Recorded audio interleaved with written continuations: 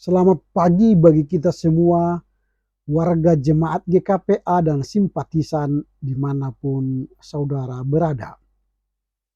Kita jumpa kembali pada hari ke-207 2023. Sebelum kita memulai karya kita hari ini, marilah kita mohon hikmat dan bimbingan Tuhan.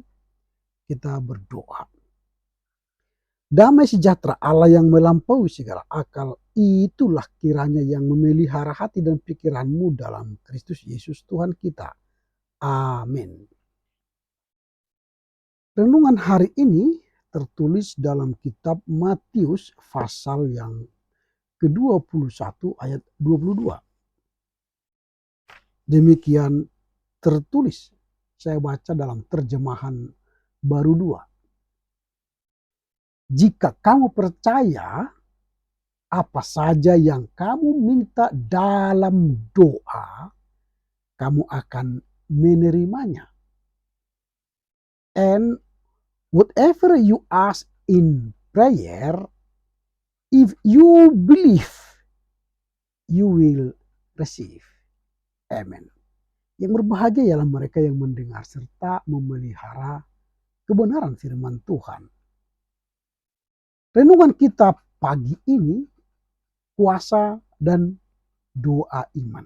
Kuasa doa dan iman. Saya ulangi, kuasa doa dan iman. Artinya doa kita itu berkuasa dan iman itu pun berkuasa.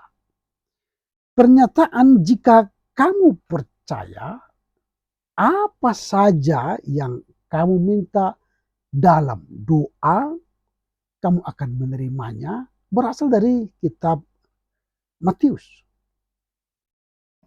Kutipan ini dapat ditemukan dalam nas hari ini, Matius 21-22. Di mana Yesus memberikan pengajaran kepada para muridnya mengenai kuasa doa dan iman. Latar belakang penulis Matius mengatakan hal ini dapat dipahami dengan memperhatikan konteks teks Alkitab sebelumnya. Pada waktu itu Yesus dan para murid berada di bait suci di Yerusalem. Sebelumnya, Yesus telah melihat sebatang pohon ara tidak berbuah dan mengutuknya sehingga layu. Tindakan ini memberikan pengajaran mengenai pentingnya menghasilkan buah kebaikan bagi Tuhan. Jadi kalau kita mengaku beriman kepada Yesus, ingat kita harus berbuah yang lebat dan tetap. Jika kehidupan kita sebagai orang percaya tidak berbuah dan tidak lebat, maka Yesus akan mengutuk kehidupan kita hingga layu. Sama seperti pohon ara tidak menghasilkan buah, Tuhan mengutuk pohon ara itu hingga layu. Nah, kemudian ketika para murid melihat pohon ara tersebut kering, Yesus memberikan pengajaran mengenai iman dan doa. Iman dan doa. Dalam nas sebelumnya, kalau kita baca komplit ayat ini, ayat 21-22 begini ceritanya. Yesus menjawab mereka. Mereka itu para murid dan orang-orang yang ada di sekitarnya dan orang-orang Farisi. Sesungguhnya aku berkata kepadamu itu kepada halayak ramai yang mendengar. Jika kamu percaya dan tidak bimbang. Jadi percaya dan tidak bimbang itu penting. Jika kamu percaya dan tidak bimbang, kamu, kata Yesus, bukan saja melakukan apa yang kulakukan terhadap pohon ara, artinya kita bisa saja mengutuk pohon ara itu dan layu, bukan saja seperti apa yang kulakukan. Apa kata Yesus di sini dikatakan lagi? Kamu, ini kan, tetapi kamu berkata kepada gunung ini, terangkatlah dan terbuanglah ke dalam laut. Hal itu akan terjadi. Wow, luar biasa bukan? Jadi menurut Yesus, kalau kita beriman dan kita punya doa yang berkuasa, kuasa doa kita itu tidak hanya mengutuk pohon ara itu, tetapi kata Yesus, gunung ini atau gunung yang besar itu bisa kita pindahkan dengan kata terangkatlah dan terbuanglah ke dalam laut.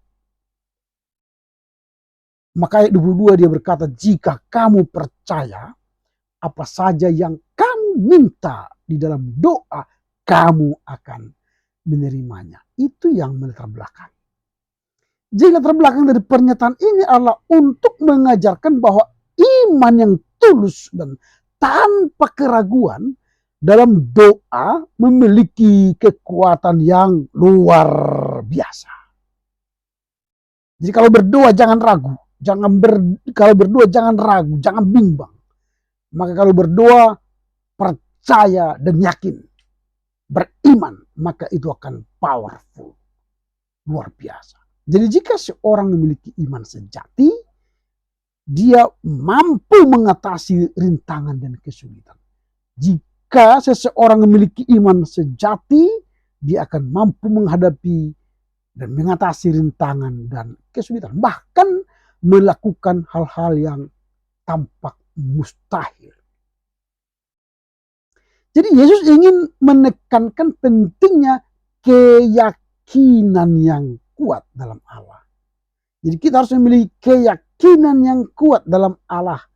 Karena iman yang tulus membuka jalan bagi kuasa Tuhan untuk bekerja dalam kehidupan seseorang.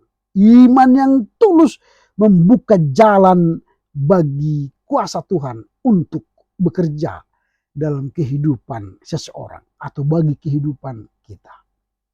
Namun harus diingat bahwa kutipan ini harus dipahami dalam konteks yang lebih luas. Artinya apa tujuan yang lebih luas?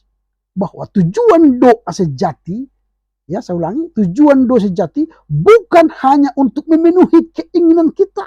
Tujuan doa bukan hanya untuk memenuhi keinginan kita, tapi untuk menjalani, mengalami kehendak Allah yang lebih tinggi dalam hidup kita. Jadi tujuan doa bukan untuk memenuhi hasrat kita, bukan untuk memenuhi keinginan kita, bukan untuk memenuhi segala yang kita butuhkan, tetapi untuk mengalami kehendak Allah yang lebih tinggi dalam kehidupan kita.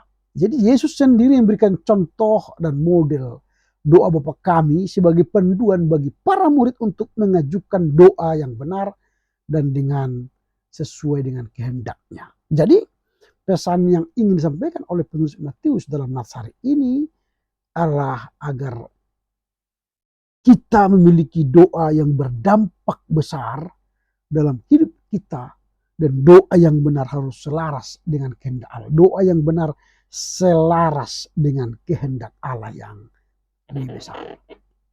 Pertanyaan kita sekarang ialah apa yang hendak kita renungkan dari Natsari ini? Ada beberapa hal yang perlu kita renungkan dari Natsari ini.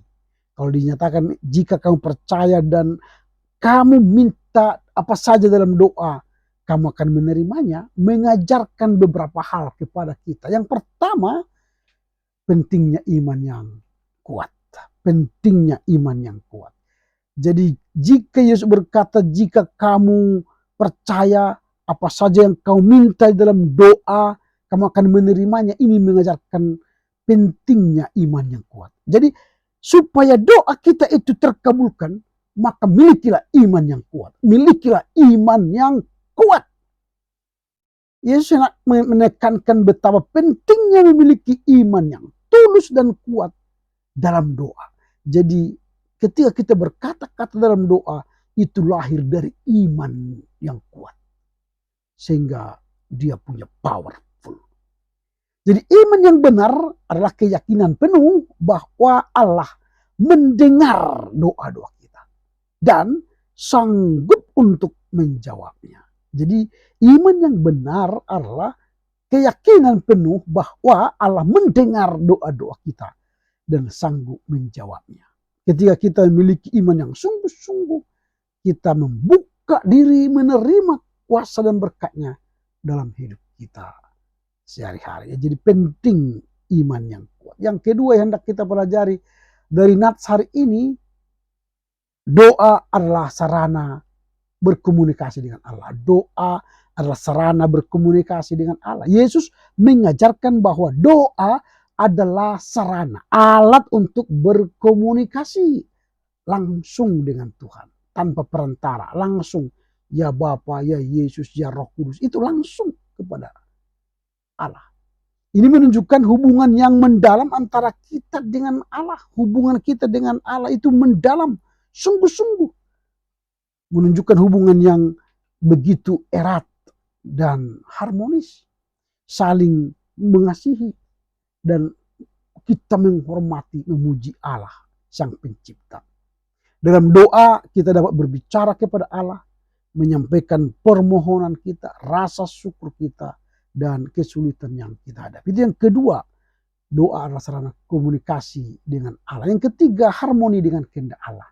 Yang ketiga, harmoni dengan kehendak Allah. Meskipun pernyataan ini menekankan kekuatan iman dan doa, kita juga harus memahami bahwa doa yang benar adalah sesuai dengan kehendak Allah. Doa yang benar ialah sesuai dengan kehendak Allah. Entah apapun isi doa kita, perkataan kita, jika tidak sesuai dengan kehendak Allah, itu tidak benar, tidak baik, tidak punya kuasa.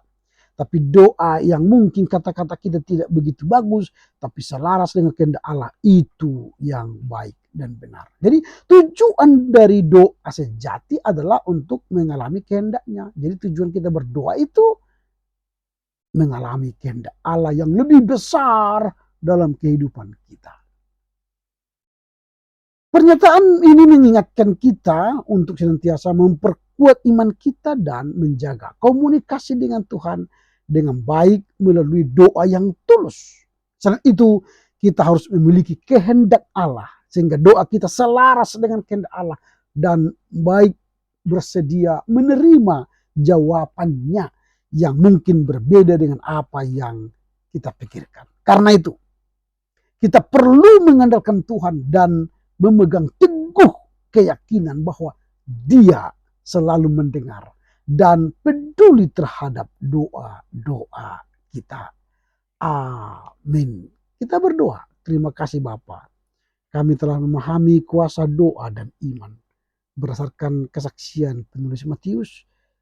Dia berkata, jika kamu percaya apa saja yang kamu minta dalam doamu dan kuasa doa itu, maka kamu akan menerimanya. Hal ini mengajarkan kepada kami banyak hal, bahwa kami akan mementingkan iman yang kuat. Kuasa doa dan iman itu akan nyata jika kami memiliki iman yang kuat kepada Allah, kepada Yesus, dan kepada Roh Kudus. Dan kami jadikan doa menjadi sarana komunikasi dengan Allah yang benar. Dan kami memiliki keselarasan dengan kehendak Allah. Permohonan kami selaras dengan kehendak-Mu, bukan selaras dengan kehendak kami. Mampukan kami mengerti dan memahami firman-Mu dalam kehidupan kami sehari-hari, sehingga kami menjadi orang yang unggul melayani dalam kebersamaan. Amin. Selamat berkarya untuk Tuhan.